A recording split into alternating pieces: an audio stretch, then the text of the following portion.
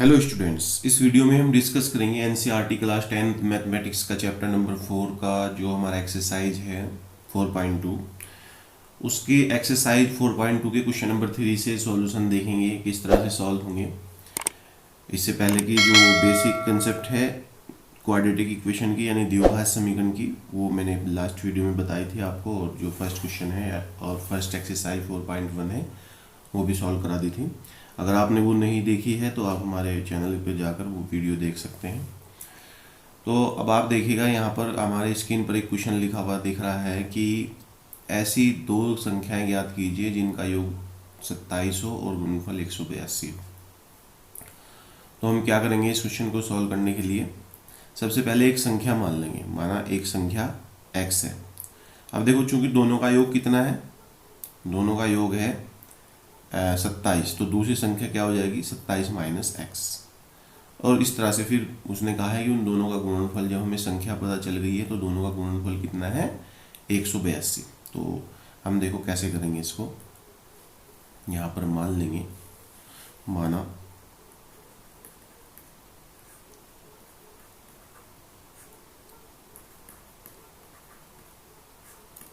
एक संख्या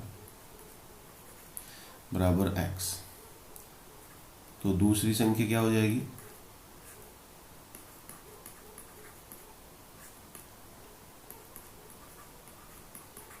27 minus x. तो प्रश्नानुसार अकॉर्डिंग टू द क्वेश्चन क्या है,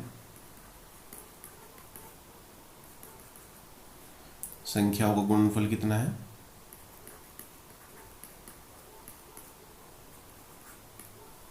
संख्याओं का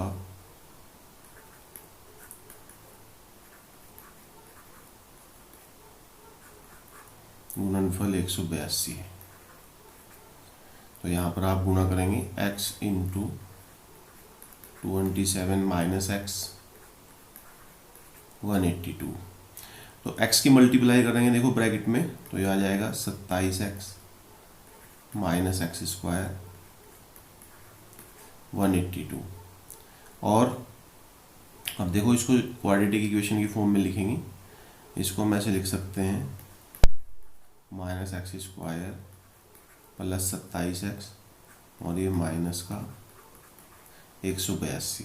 अब माइनस से मल्टीप्लाई करके एक्स स्क्वायर को पॉजिटिव करेंगे, तो पूरे को जब माइनस से मल्टीप्लाई करेंगे तो ये माइनस प्लस हो जाएगा, ये प्लस माइनस हो जाएगा और ये माइनस प्लस हो जाएगा, यानी एक्स स्क्वायर माइनस 27x और प्लस 182 बराबर 0। तो देखो, अब ये हमारे पास एक क्वाड्रेटिक इक्वेशन की फॉर्म बन गई है। अब हम क्या करेंगे, देखो फैक्टराइज मेथड से इसको फैक्टर करेंगे, इसके 182 के, और फिर इसको सॉल्व करेंगे। 182 क्या है, इसके फैक्टर कर लेते हैं, 2 से कैंसिल करेंगे, मतलब 2 से डिवाइड करेंगे तो आ जाएगा, फिर 7 से हो जाएगा, ये 7 एकम 7 और 7 या 21, और फिर ये 13 से एक बार। तो इसके फैक्टर क्या आ गए हैं, ये आ गए हैं। तो देखो हमको क्या करना है, इनको मल्टीप्लाई करके जब देखेंगे तो 182 आएगा, लेकिन इनको इनके फैक्टर्स को अलग अलग इस तरह से जोड़ना है ताकि 27 आ जाए। तो देखो आ गया है। अगर हम यहाँ पर 2 गुना 7 करेंगे तो 14, और फिर दूसरा फैक्टर हमारे पास 13 है, तो 14 प्लस 13 कितने होते हैं 27। तो यहाँ पर हमें ऐसे सॉल्व करना है इसको। तो देखिए, यहाँ हम इसको ऐसे लिख सकते हैं एक्स स्क्वायर माइनस 13 प्लस 14 और इंटू में x प्लस 182। सबसे पहले हमने देखो समीकरण बनाया, इक्वेशन बनाने के बाद उसको हम सॉल्व कर रहे हैं फैक्टर विधि से, यानी गुणनखंड विधि से। तो अब देखिए क्या कर सकते हैं हम इसमें, यहाँ पर x square minus 13x minus 14x और ये प्लस 182 बराबर 0। यहाँ से x कॉमन निकाल दीजिए आप, तो x माइनस 13, यहाँ से माइनस 14 कॉमन निकालेंगे तो x माइनस 13, और फिर x माइनस 13 पूरे में से कॉमन, और यहाँ से x माइनस 14, ये 14 है यहाँ पर,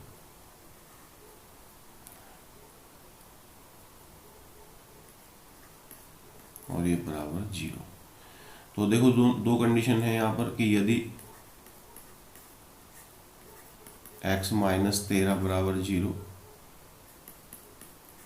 तो x बराबर 13, और यदि x माइनस 14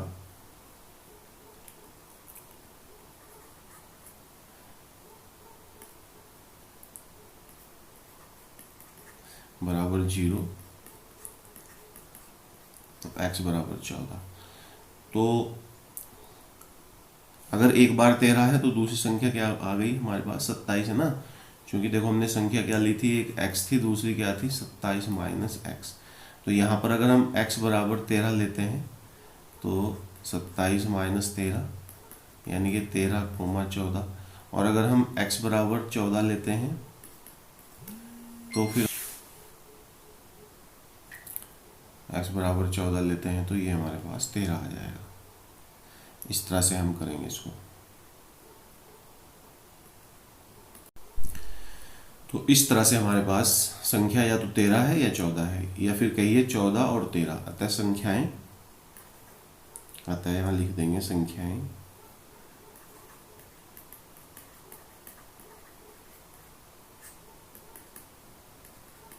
तेरह कोमा 14 या फिर 14,13, ये इसका आंसर है। तो बहुत ही सिंपल है, समीकरण बनाइए, प्रश्न को पढ़िए, जो क्वेश्चन में दिया गया है कंडीशन उसको अप्लाई कीजिए, और उसके बाद फैक्टर मेथड से उस क्वाड्रेटिक इक्वेशन को सॉल्व कीजिए। अब देखो नेक्स्ट क्वेश्चन देखते हैं। यहाँ पर देखो नेक्स्ट क्वेश्चन में क्या लिखा हुआ है, दो क्रमागत धनात्मक पूर्णांक ज्ञात कीजिए जिनके वर्गों का योग 365 हो। तो क्रमागत धनात्मक पूर्णांक हम मान लेंगे। देखो धनात्मक पूर्णांक हम जानती हैं, अगर एक मान लिया जैसे कि 1 है और 1 के बाद 2 आता है तो हम क्या लेते हैं, अगर एक x है तो दूसरा क्या है x प्लस 1। तो यहाँ पर इस तरह से हम करेंगे। तो यहाँ पर ये समझाने के बाद ये वाली बात देखो, अब क्या लिखेंगे हम, माना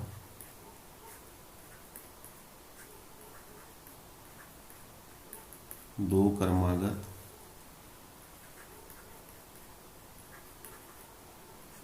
धनात्मक पूर्णांक x और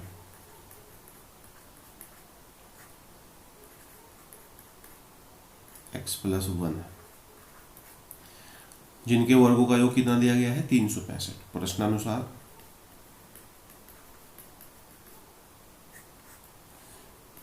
x square plus X plus 1 इनके वर्गों का योग है 365। देखो यहाँ पर ये दिया है, कितना दिया है 365। तो अब इसको सॉल्व करना है। देखो कैसे करेंगे, तो ये एक्स स्क्वायर, इसका ए प्लस बी का होल स्क्वायर ओपन अप करेंगे, एक्स स्क्वायर प्लस का 2x प्लस 1 और ये 365।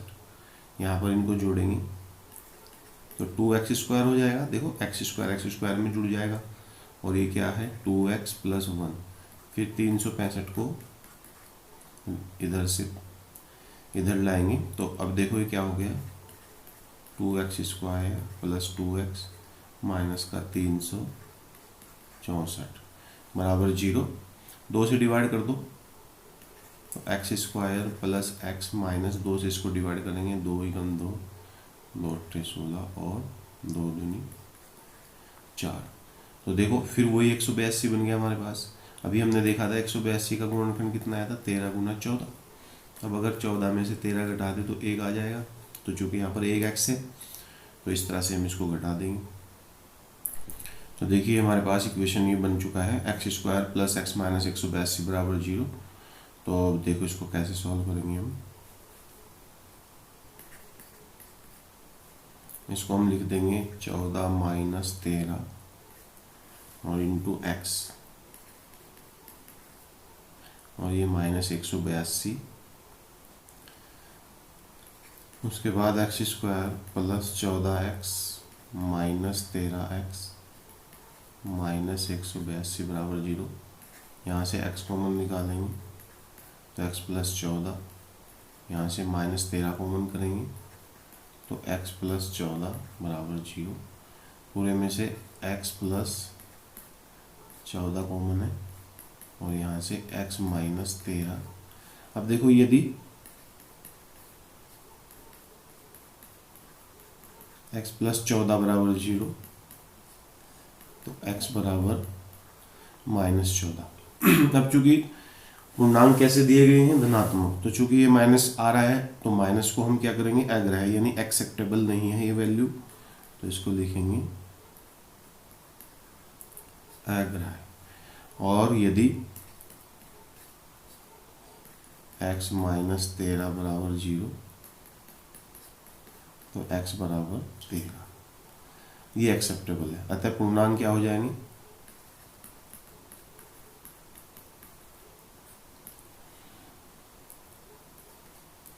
x और क्या था x प्लस 1, तो x कितना आया है 13, और ये 13 प्लस 1 यानी 13,14, ये हमारे आंसर आ गया। अब देखेंगे अगर इनके वर्गों का योग करके देखेंगे तो हमारे पास 365 ही प्राप्त हो जाएगा। आप देख सकते हैं 13 का स्क्वायर प्लस 14 का स्क्वायर, 13 का स्क्वायर कितना होता है 169, और ये 196, देखो जोड़ते हैं तो 365 आता है। तो इसका मतलब ये आंसर चेक करने का तरीका होता है, हमने जो पूर्णांक फाइंड किए हैं, जो भी हमने इंटीजर फाइंड किए हैं वो हमारे सही है। अब देखो नेक्स्ट क्वेश्चन देखते हैं। देखो यहाँ पर दिया एक समकोण त्रिभुज की ऊंचाई उसके आधार से 7 सेंटीमीटर कम है, आधार ज़्यादा है और ऊंचाई कम है। यदि कर्ण 13 सेंटीमीटर हो तो अन्य भुजाएं, दो भुजाएं याद कीजिए।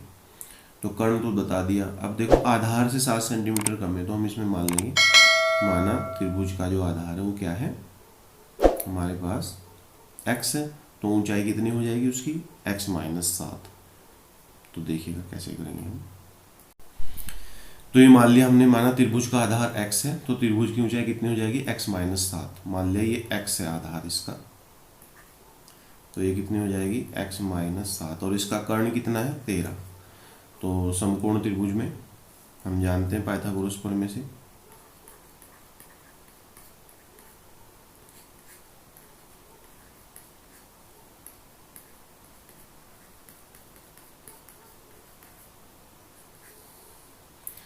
पाइथागोरस प्रमेय क्या होता है जी, कर्ण का वर्ग शेष दो भुजाओं का वर्गों का योग, यानी x square plus x minus 7 का स्क्वायर इज इक्वल टू 13 का स्क्वायर। तो क्या होगा ये एक्स स्क्वायर, देखो एक्स माइनस 7 का होल स्क्वायर ओपन अप कर देंगे, ये हो जाएगा एक्स स्क्वायर प्लस 7 का स्क्वायर कितना होता है 49, और ये हो जाएगा 7 दूनी 14x, और 13 का स्क्वायर कितना होता है 169। तो अब इसको देखो x square plus x square add कर देंगे, तो 2x square plus 49 minus 14x यानी 14x और 169, इसको इधर लाएंगे 2x square minus 14x plus 49 minus 169 is equal to 0, फिर 2x स्क्वायर माइनस 14x, और ये माइनस देखो 169 में से 49 माइनस करेंगे, 9 से 9 कैंसिल, और ये हो जाएगा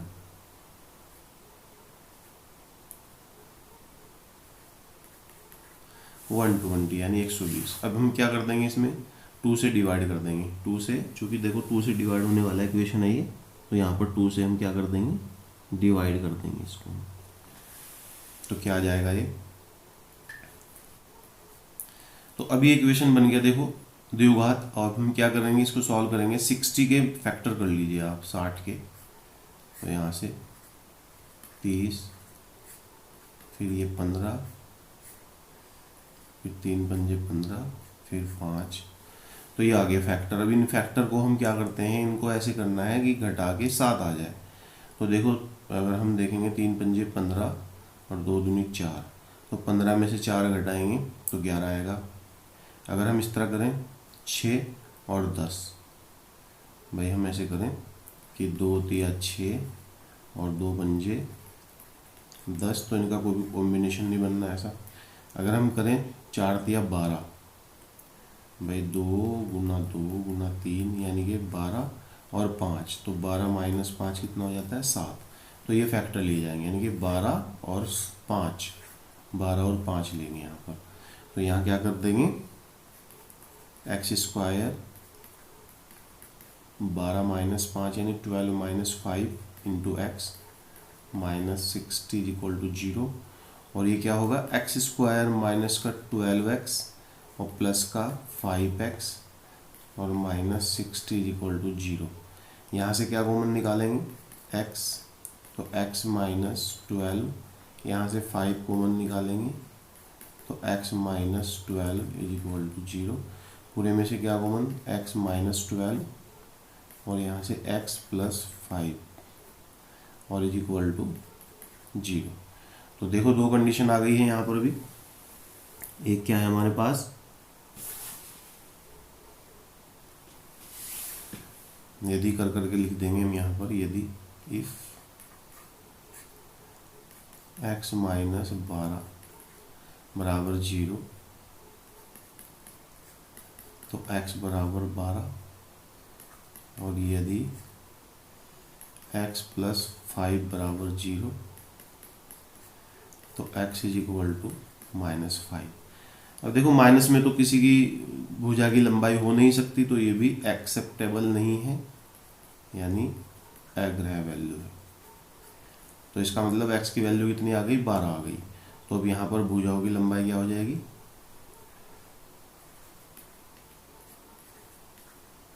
अतः त्रिभुज का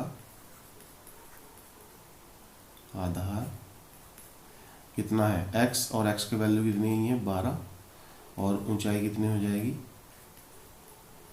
इसमें से 7 कम कर दो जी, 12 माइनस 7 यानी कि 5 सेंटीमीटर। तो इस तरह से अन्य दो भुजाएं हमारे पास आ गई है, एक 5 और दूसरी क्या आ गई 12 सेंटीमीटर। तो देखिए बहुत ही आसान है क्वेश्चन, आप लोग कर रहे हैं तो बहुत ही आसान तरीके से समझ में आ रहे हैं। अब देखो नेक्स्ट क्वेश्चन देखते हैं। फिर देखो यहाँ पर लिखा हुआ है, कुटीर उद्योग एक दिन में कुछ बर्तनों का निर्माण करता है। एक विशेष दिन यह देखा गया कि प्रत्येक नग की जो निर्माण लागत है रुपए में, उस दिन के निर्माण किए गए बर्तनों की संख्या के 2 गुने से 3 अधिक थी। तो यदि उस दिन कुल निर्माण लागत 90 रुपये थी तो निर्मित बर्तनों की संख्या ज्ञात कीजिए। तो देखो मान लेंगे यहाँ पर कुछ, इस क्वेश्चन को यहाँ से ही पकड़ना है कि एक दिन में कुछ बर्तनों का निर्माण करता है। एक विशेष दिन यह देखा गया कि प्रत्येक नग की निर्माण लागत उस दिन के निर्माण किए गए बर्तनों की संख्या के 2 गुने से 3 अधिक थी। तो मान लो निर्माण किए गए बर्तनों की संख्या जो है वो कितनी है, वो x है। तो देखो कैसे करेंगे हम, मान लिया हमने निर्माण किए गए बर्तनों की संख्या x है, तो लागत कितनी हो जाएगी, लागत जो दी गई है वो क्या कहा गया है कि 2 गुने से, बर्तनों की संख्या के 2 गुने से 3 अधिक है। तो 2 गुने से 3 अधिक कर दीजिए, 2 गुना कितना हो जाएगा 2x और 3 उसमें जोड़ दीजिए। तो ये हमारी एक बर्तन की लागत आ गई, एक बर्तन की लागत, एक बर्तन की लागत बराबर ये आ गई। तो अब उसने कहा है कि प्रश्न को दोबारा पढ़ते हैं। यदि उस दिन कुल निर्माण लागत इतनी है, तो निर्माण लागत, एक बर्तन टोटल कितने हैं देखो x, और एक बर्तन की लागत कितनी है 2x प्लस 3। तो प्रश्नानुसार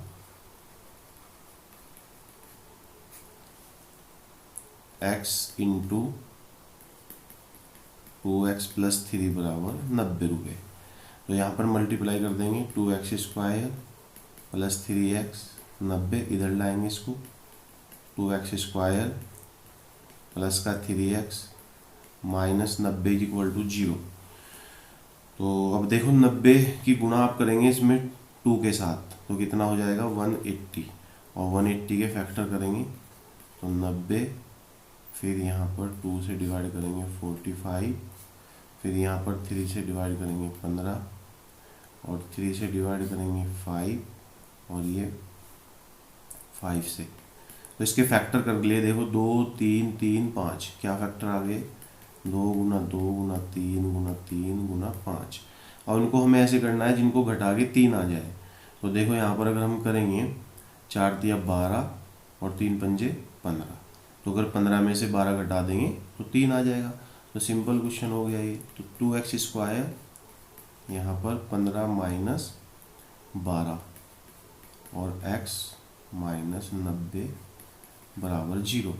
देखो अब इस x की मल्टीप्लाई कर देंगे और ये हो जाएगा 2x square plus 15x minus 12x minus 90 और बराबर 0। तो यहाँ पर देखो x कॉमन ले लेंगे, यहाँ से हम क्या आ जाएगा ये, जब x कॉमन लेंगे तो 2x प्लस 15 और यहाँ से माइनस कितना कॉमन लें, यहाँ से 12 है, देखो जो 6 कॉमन ले लेंगे यहाँ पर, 6 दूनी 12, 90 भी डिवाइड हो जाता है वहाँ पर।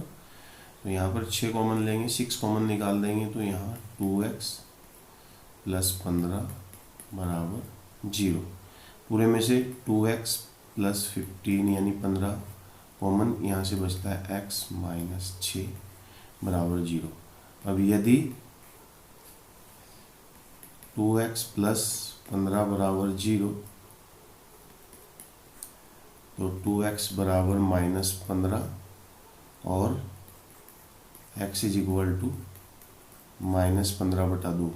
देखो नग जो बनेंगे, हमने ये बर्तनों की संख्या पूछी थी, मतलब मानी थी, तो वो पूरे पूरे बनेंगे, माइनस में नहीं बनेंगे, प्लस में बनेंगे, तो ये एग्र है यानी एक्सेप्टेबल नहीं है, एग्र है। फिर दूसरी कंडीशन है यदि x माइनस 6 बराबर 0 तो x बराबर 6, x बराबर 6। तो बर्तनों की संख्या हमारी आ गई है कितनी, x बराबर 6। और अगर हम इसको चेक करना चाहें, जो कंडीशन दी गई है कि वो हमारे पास